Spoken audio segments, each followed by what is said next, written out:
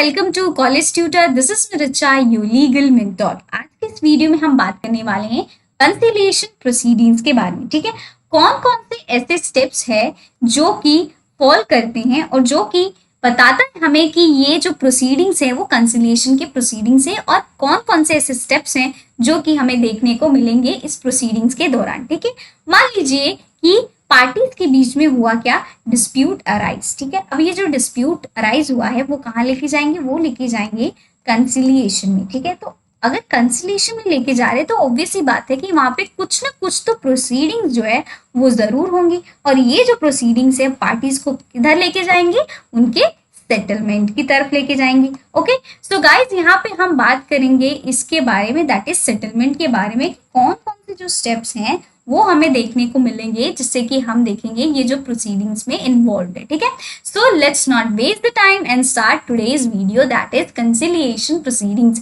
सो basically यहाँ पे आप देख पा रहे होंगे कि कितने सारे जो सेक्शंस है वो यहाँ पे लिखे हुए हैं। करेक्ट, अब ये जो सेक्शंस है वो हमारे किसके हैं, वो हमारे सेक्शंस है आर्बिट्रेशन एंड कंसिलिएशन एक्ट किसके, 1996।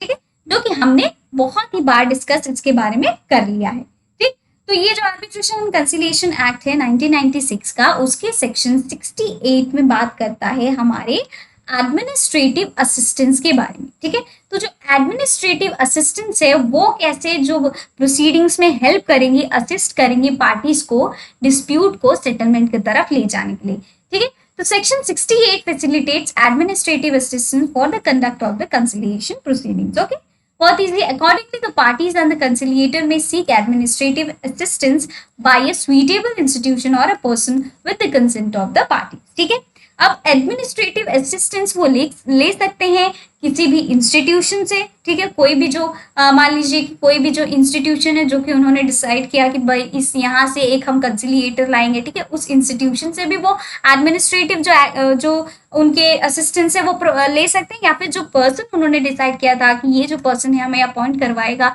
एक कंसिलिएटर, तो उस पर्सन से भी वो रिक्वेस्ट कर सकते हैं कि हमें एडमिनिस्ट्रेटिव जो असिस्टेंस है वो प्रोवाइड करा सके। ठीक है, लेकिन only with the consent of the parties. अगर पार्टीज कंसेंट देती हैं तभी ही एडमिनिस्ट्रेटिव जो असिस्टेंस है वो उनको प्रोवाइड किया जा सकता है। ठीक है, तो ये हमारा पहला प्रोसीडिंग हो गया। ठीक, अब बात करते हैं communication between conciliator and the parties, जो कि सेक्शन 69 में बात करता है। ठीक है, कम्युनिकेशन जो होना वो बहुत ही ज्यादा जरूरी है, क्योंकि कम्युनिकेशन जब होता है तभी जाके क्या होता है, समझौता होता है। ठीक है, क्या होता है, समझौता। अगर दोनों के बीच में वार्तालाप होगा तभी जाके दोनों के बीच में समझौता भी होगा। अगर कम्युनिकेशन होगी तभी जाके कंसिलिएशन में वो आएंगे और कंसिलिएशन की प्रोसीडिंग जो है वो चलेंगी। ठीक है, so the conciliator may invite the parties to meet him और हर, और may communicate with them orally or in writing, and may meet or communicate with the parties together or with each of them separately. अब ये जो कंसिलिएटर होता है वो क्या कर सकता है, उसके पास ये राइट है कि वो क्या कर सकता है, जब उसको लगेगा तो वो इनवाइट कर सकता है पार्टीज को। ठीक है, मतलब उनसे मिलने के लिए। ठीक है, या फिर कम्युनिकेट करने के लिए। ठीक है, या ओरली, या फिर मान लीजिए कि अगर राइटिंग में है कुछ डॉक्यूमेंट वगैरह है, कुछ उनको लिख के अगर कम्युनिकेट करना है लेटर वेटर में, तो वैसे भी कर सकते हैं, या फिर वो मिल भी सकते हैं। ठीक है, और कम्युनिकेट विद पार्टीज टुगेदर, दोनों को एक साथ भी मिल सकते हैं, या फिर एक एक पार्टी को अलग अलग से वो क्या कर सकते हैं, मिल सकते हैं। ठीक है, अगर उनको किसी भी उनका जो डिस्प्यूट है वो पार्टीज का, अगर उनको कुछ भी उनसे उससे रिलेटेड पूछना है तो ये क्या कर सकते हैं, ये जो इनके पास पावर है एक्सरसाइज कर सकते हैं। ठीक है, तीसरा है हमारा डिस्क्लोजर ऑफ इंफॉर्मेशन कॉन्फिडेंशियलिटी, जो कि सेक्शन 70 में बताया गया। ठीक है, so the conciliator shall disclose the substance of any factual information concerning the dispute received from a party to other party. अब ये जो कंसिलिएटर होता है वो डिस्क्लोज कर सकता है।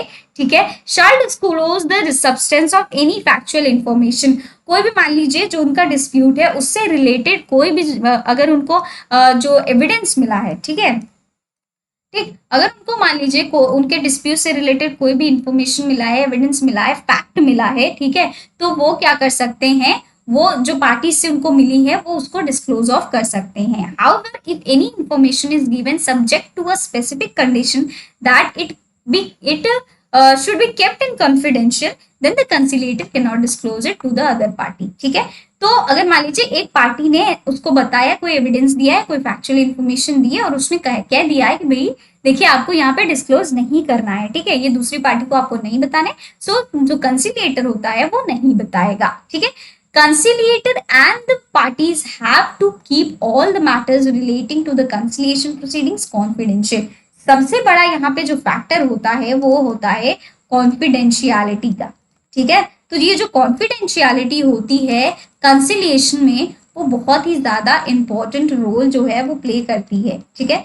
इसीलिए हम देखते हैं कि यहाँ पे जो मीडिएशन कंसिलिएशंस होते हैं वहां के जो मैटर्स होते हैं वो बहुत ही कॉन्फिडेंशियल होते हैं. वो इवन कोर्ट में भी नहीं जाते और बाहर में भी पब्लिकली भी उनको पब्लिश नहीं किया जाता है. ठीक है. And the confidentiality extends to the settlement agreement except for the purposes of its implementation and enforcement. अगर मान लीजिए कोई भी implementation या enforcement कराना है settlement का, ठीक है, तो उसके बीच उनके कुछ चीजें वो डिस्क्लोज कर सकते हैं. अदरवाइज उनके जो भी मैटर्स होंगे सेटलमेंट से रिलेटेड कुछ भी होंगे, ठीक है, डिस्प्यूट से रिलेटेड कुछ भी होगा, अगर उनका सेटलमेंट भी आ गया, ठीक है, तो भी उनके जो मैटर्स होते हैं वो डिस्क्लोज ऑफ नहीं कराए जाते हैं पब्लिक में. ठीक है. तो जो कॉन्फिडेंशियल होता है वो बहुत ही ज्यादा इंपॉर्टेंट रोल होता है कंसिलिएशन. ठीक. बढ़ते हैं आगे और देखते हैं कि और कितने सारे इसके प्रोसीडिंग्स में स्टेप्स फॉल करते हैं. ठीक है. तो ये यहाँ पे हम अगली स्टेप में आगे, that is cooperation of the parties with the conciliator, जो कि सेक्शन 71 में बात करता है. सो बेसिकली जो पार्टीज होती हैं वो गुड फेथ में कोऑपरेट करनी चाहिए. क्योंकि देखिए अगर आप समझौता करने आए हैं तो अगर आप कोऑपरेट करेंगे तभी जाके आपका समझौता हो पाएगा, है ना. अगर आप चढ़ बढ़ के बोल रहे हैं कि नहीं मेरे को ही चिल्लाना है, बोलना है, और सामने पार्टी का सुन ही नहीं रहे, तो कैसे समझौता होगा. It's not possible. Therefore parties जो होती हैं वो गुड फेथ के साथ वो कोऑपरेट करनी चाहिए कंसिलिएटर के साथ. They should submit the written materials, provide evidence and attend meetings when the conciliator requests them for the purposes. ठीक है. उनको जो भी मटेरियल्स होता है, मान लीजिए कोई लिखित मटेरियल है तो भी प्रोवाइड करना चाहिए, कोई एविडेंस है तो भी प्रोवाइड करना चाहिए. मीटिंग्स जो अटेंड करना होता है वो बहुत ही कंपलसरी. अगर आप मीटिंग नहीं अटेंड करेंगे तो आपका समझौता कैसे होगा. जब भी अगर कंसिलिएटर रिक्वेस्ट करता है तो आपको ये सारी जो चीजें हैं वो करनी चाहिए. ठीक है. जिससे कि आपका सेटलमेंट हो पाए. ठीक है. नेक्स्ट है suggestions by the party for the settlement of dispute, जो कि सेक्शन 72 में बात करता है. Each party may on his own initiative or at the initiation of the conciliator submit to the conciliator suggestions for the settlement of the dispute. ठीक है. अब ये जो पार्टीज है वो खुद ही इनिशिएट कर सकती हैं, जो दोनों पार्टीज है वो इनिशिएट कर सकती हैं और क्या कर सकती है, at the invitation of the conciliator. जो कंसिलिएटर मान लीजिए अगर उनको इन्वाइट करता है, सबमिट कर सकती हैं कंसिलिएटर को जो सजेशंस उनके होते हैं. ठीक है. मान लीजिए उनके कोई पर्टिकुलर सजेशन है कि हम ऐसा कर सकते हैं, वो ऐसा कर सकते हैं, जिससे कि हम क्या कर सकते हैं, अपने डिस्प्यूट को सेटल ऑफ कर सकते हैं. तो इसमें क्या होगा, जो कंसिलिएटर होगा उनके इन सजेशंस को क्या करेगा, वो देखेगा और सुनेगा और मानेगा भी. ठीक है. तो ये पार्टीज जो है वो क्या कर सकती है, सजेस्ट कर सकती हैं अपने डिस्प्यूट से रिलेटेड कोई भी सजेशन कंसिलिएटर को. ठीक है. For the settlement. फिर नेक्स्ट आता है हमारा जो कि सेक्शन 73 में बात करता है हमारे सेटलमेंट एग्रीमेंट के बारे में. लास्ट. ठीक है. When it appears to the conciliator that there exists settlement of element of a settlement, जबकि एक कंसिलिएटर जो होता है उसको दिखता है, ठीक है, कि वहां पे कोई भी एलिमेंट है जो कि सेटलमेंट करा सकता है, ठीक है, which may be acceptable by to the parties, he shall formulate the terms of a possible settlement.